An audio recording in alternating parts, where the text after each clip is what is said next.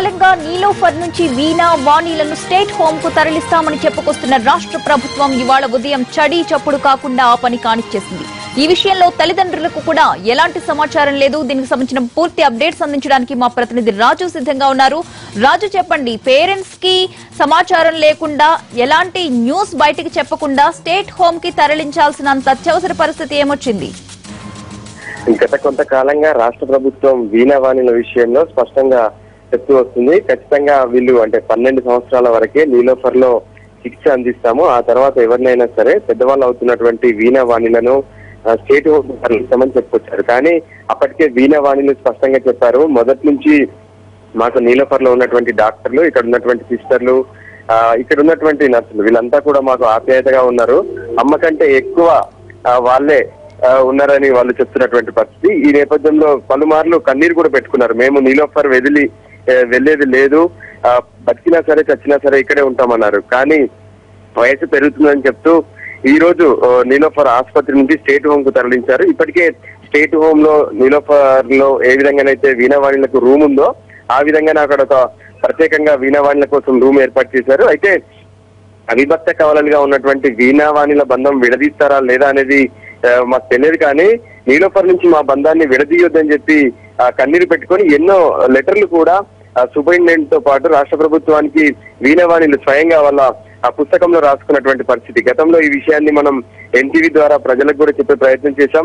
వీణావాణిల మనసు ఏ విధంగా ఉందనేది. వాస్తవానికి నీలోఫర్ లో ఉన్నటువంటి వాళ్ళ గది తప్ప వాళ్ళకు బయట వ్యక్తులు కానీ బయట నుంచి అసలు బయట ఎలా ఉంటుందనేది కూడా తెలియదు. కొంత టీవీల ద్వారా ఆ సమాచారం ప్రపంచం ఎలా ఉంటుందనేది తెలుసుకున్నారు తప్ప బాహ్యంగా నిజంగా బయటకు వచ్చి వాళ్ళు ఏం తెలియదు. అయితే స్టేట్ హోమ్ కు తరలిస్తే అక్కడ ఎటువంటి మనుషులు ఉంటారు, అక్కడ ఉన్నటువంటి జనాలు నిజంగా వీణా వాణిలను సరిగ్గా చూసుకుంటారు, లేదంటే మళ్ళీ కొత్తగా ఇలా అతుక్కున్నారంటూ జనాలు చూస్తుంటే వాళ్ళ పరిస్థితి ఎలా ఉంటుంది, ఇటువంటి కొన్ని వాళ్ళకి సంబంధించినటువంటి అంశాలను కూడా పరిగణలోకి తీసుకోవాలని చెప్పి అటు తల్లిదండ్రులతో పాటు చాలా మంది కోరినటువంటి పరిస్థితి.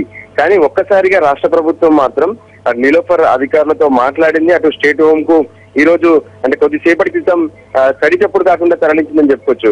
వాస్తవానికి అన్నారు, నీలోఫర్ నుంచి వెళ్లే ముందు ఖచ్చితంగా అందరికీ సమాచారం ఇచ్చి వాళ్ళకి ఒక ఫేర్వెల్ పార్టీ లాగా చేసి పంపిస్తామన్నారు.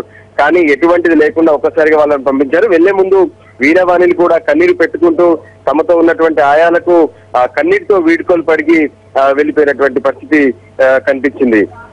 ప్రతిభ, రాజు, వీణావాణి తల్లిదండ్రులు స్టేట్ హోమ్ కి వచ్చారా? ఇన్ఫర్మేషన్ ఇచ్చారా వాళ్ళకి? వాళ్ళు వరంగల్ జిల్లాలో ఉంటారు. వాళ్ళు వాస్తవానికి వరంగల్లోనే ఉన్నారు. వాళ్ళకు పేపర్ల ద్వారా టీవీల ద్వారా సమాచారం అందుతుంది. కానీ వీణావాణిలను అంటే సరిగ్గా 10 ఏళ్ల నుంచి వీణావాణిలు నీలోఫర్ ఆసుపత్రిలోనే ఉంటున్నారు. అప్పుడప్పుడు తల్లిదండ్రులు చూసి వెళ్తున్నారు. అయితే ఏదన్నా ముఖ్యమైనటువంటి డాక్టర్లు వచ్చినప్పుడు కానీ ఇటువంటి ఇష్యూస్ ఉన్నప్పుడు ఖచ్చితంగా తల్లిదండ్రులకు చెప్పాల్సి ఉంటుంది. కానీ పూర్తి బాధ్యత మాదే అన్నట్లుగా నీలోఫర్ ఆసుపత్రి వివరించింది. దాంతో పాటు ఈ మధ్య కాలంలో ఏదైతే ఇంటికి తీసుకెళ్లమని డాక్టర్లు తల్లిదండ్రులకు చెప్పాక వాళ్ళు మాతో అక్కడికి వెళ్ళి ఊర్లో మేము వాళ్ళను పోషించే పరిస్థితి లేదు, వాళ్ళకి సరైనటువంటి పరిసరాలు కూడా లేవంటూ తల్లిదండ్రులు చెప్పారు. డాక్టర్లు ఎవరైనా ముందుకు వస్తే ఆపరేషన్ చేయించమని కోరారు. ఈ నేపథ్యంలో వాళ్ళకు కూడా సమాచారం లేదు. వాళ్ళు ఇంకా వరంగల్ జిల్లాలోనే ఉన్నారు. కానీ నీలోఫర్ లో ఉంటున్నటువంటి వీణావాణిలు మాత్రం ఇప్పుడు స్టేట్ హోమ్ కు వెళ్లిపోయినటువంటి పరిస్థితి కనిపిస్తుంది. ఈ విషయం తెలుసుకున్నటువంటి తల్లిదండ్రులు కూడా ఇప్పటికిప్పుడు రెడీ అయ్యి సిటీకి రావడానికి సిద్ధమవుతున్నటువంటి పరిస్థితి కనిపిస్తుంది. థాంక్యూ రాజు.